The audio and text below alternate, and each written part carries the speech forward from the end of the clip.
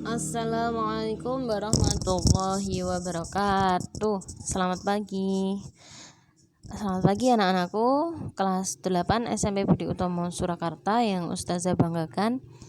Alhamdulillah pagi ini kita bisa berjumpa kembali dengan online dalam pembelajaran jarak jauh materi IPS kita pada subbab terakhir yang berjudul pendistribusian kembali atau redistribusi pendapatan nasional.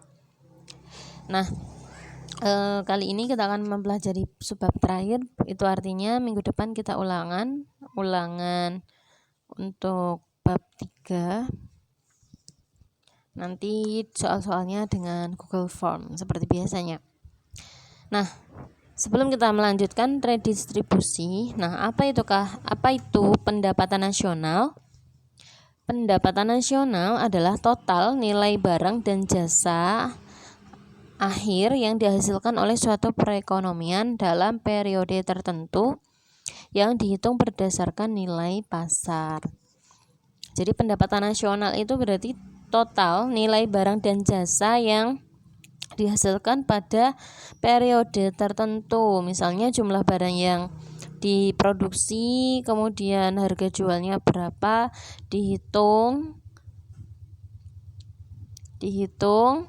Nah, kemudian menjadilah pendapatan nasional. Untuk menghitung pendapatan nasional ini ada 3 metode, yaitu metode penghitungan pendapatan, metode pendapatan nasional dengan pengeluaran, atau metode pendapatan nasional dengan harga barang. Tapi untuk lebih detailnya, untuk materi pendapatan nasional ini akan bisa dipelajari di SMA nanti untuk IPS ya, materi akuntansi seperti itu. Jadi kita lanjutkan. Redistribusi adalah sistem pendistribusian kembali, atau makanya ada kata re itu artinya kembali. Jadi redistribusi adalah pendistribusian kembali pendapatan dari masyarakat kaya ke masyarakat miskin. Jadi seperti subsidi silang ya, maksudnya kenapa kita harus melakukan redistribusi? Karena permasalahan kesenjangan pendapatan di masyarakat. Nah, jadi mengapa redistribusi pendapatan itu perlu? Karena adanya kesenjangan pendapatan di masyarakat. Ada masyarakat menengah ke atas, ada masyarakat menengah ke bawah. Jadi, agar masyarakat Indonesia ini mencapai kestabilan negaranya, tidak terjadi ketimpangan yang terlalu mencolok, maka perlu redistribusi pendapatan. Seperti contohnya ini ya, ada sebuah apartemen dan gedung mewah yang bersebelahan dengan lingkungan kumuh. Ini merupakan bukti adanya kesenjangan dalam pendapatan masyarakat. Karena pekerjaannya berbeda-beda, keahliannya berbeda-beda, sehingga terjadilah kesenjangan pendapatan. Nah, jenis-jenis redistribusi pendapatan. Nah, redistribusi pendapatan itu dapat kamu pahami sebagai usaha mendistribusikan kembali pendapatan dari masyarakat yang mampu kepada masyarakat yang tidak mampu. Nah, redistribusi sendiri itu ada dua jenis. Yang pertama, redistribusi vertikal. Redistribusi vertikal ialah kegiatan transfer uang atau memindahkan uang dari orang yang mampu kepada orang yang tidak mampu dari segi finansial, keuangan. Redistribusi ini dilakukan pemerintah atau pribadi. Nah, misalnya kalau yang dilakukan pemerintah yaitu melalui pemungutan pajak kepada masyarakat untuk pembangunan. Nah, itu kenapa masyarakat dibebankan pajak. Ada banyak sekali ya jenis pajak. Misalnya pajak motor, kemudian pajak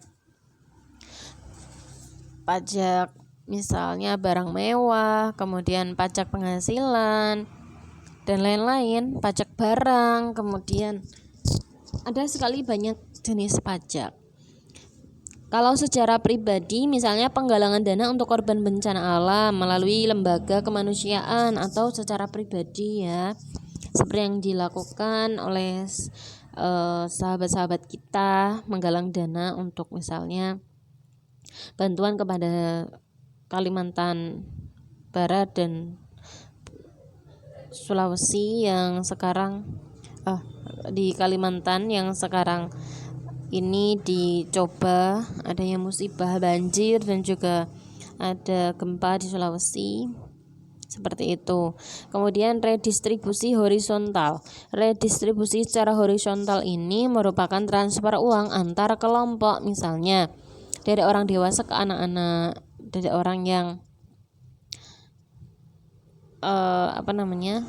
usianya lebih tua kepada anak-anak, antar kelompok dari orang yang di situ mampu kepada orang yang tidak mampu, orang kaya kepada orang miskin, itu kan antar kelompok. Kemudian redistribusi ini bersifat siklus kehidupan. Contohnya pemberian uang pada saat tertentu, misalnya pembagian uang lebaran, fitrah, angpau dan sejenisnya.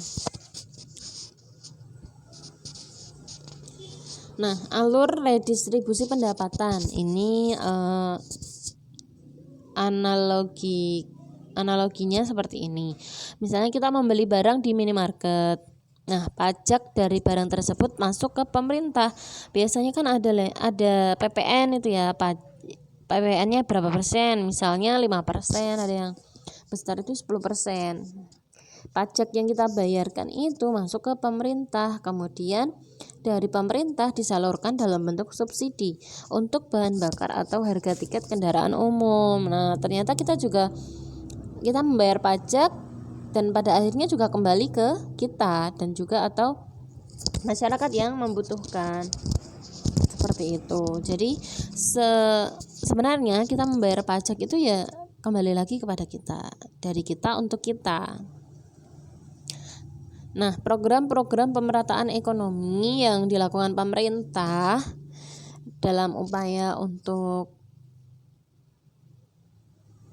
memeratakan atau mengurangi kesenjangan. Yang pertama, pemberian jaminan akses kebutuhan primer, pemberian beberapa jenis kartu dan lembaga yang disediakan pemerintah untuk memberikan jaminan akses kebutuhan primer seperti Kartu Indonesia Sehat, Kartu Indonesia Pintar, dan BPJS Kesehatan. Nah, ini contoh jaminan akses kebutuhan primer. Kebutuhan primer ya, misalnya kesehatan, pendidikan, seperti itu. Kemudian pemberian kredit lunak. Adanya KUR atau kredit usaha rakyat bertujuan memberikan pinjaman modal kepada usaha kecil supaya bisa berkembang tanpa terbebani bunga yang tinggi. Jadi kalau biasanya pengusaha itu membutuhkan modal, bisa melalui KUR ini, kredit usaha rakyat. Kalau melalui bank itu kan biasanya ada bunga, ada biaya lain-lain. Nah, itu akan mempersulit bagi para usaha kecil. Kemudian pengembangan industri kecil, PNPM. PNPM ini Program Nasional Pemberdayaan Masyarakat Mandiri Pedesaan, bertujuan untuk mempercepat pemerataan pendapatan, penanggulangan kemiskinan, dan perluasan kesempatan kerja di daerah pedesaan. Nah, daerah pedesaan itu kan aksesnya untuk melakukan kegiatan ekonomi itu ya terbatas, misalnya hanya di lingkup pasar. Nah, seperti itu perlu diberikan modal supaya produksinya itu semakin bisa meningkat. Kemudian perlu adanya inovasi, kemudian perlu didorong seperti itu, diberikan usaha, diberikan modal supaya bisa membuka usaha yang kemudian di situ bisa beragam, kemudian bisa meningkat perekonomian yang ada di masyarakat tersebut. Nah, tahukah kamu di sini ya bahwa Askes itu beralih ya kan, terbitnya undang-undang tentang BPJS itu menyebabkan PT Askes Persero dialihkan menjadi BPJS Kesehatan yang mulai beroperasi pada tanggal 1 Januari 2014. Ini contoh dari wujud kepedulian pemerintah dalam pemerataan ekonomi. Nah, alternatif praktik redistribusi pendapatan di Indonesia. Ini analoginya seperti tadi ya. Misalnya kita sebagai masyarakat, sebagai rakyat, kita membayar pajak. Kemudian dari pajak tersebut pemerintah memberikan subsidi barang-barang tertentu yang sangat dibutuhkan masyarakat. Misalnya seperti bahan bakar minyak, kemudian gas LPG, kemudian dan ada subsidi-subsidi lainnya, misalnya potongan biaya di vaskes tingkat 1 di puskesmas itu kan biayanya sangat murah untuk kita berobat. Nah, itu juga subsidi dari pemerintah. Akhirnya subsidi itu juga diberikan kepada masyarakat. Jadi artinya ketika kita membayar pajak, sebenarnya kita juga untuk kebaikan kita sendiri.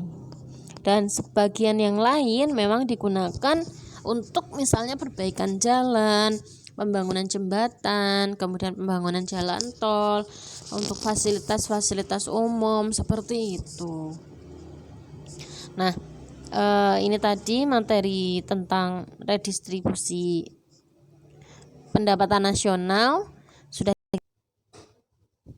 Nah, untuk selanjutnya anak-anakku silahkan dipelajari materi yang dari bab 3 yang kemarin.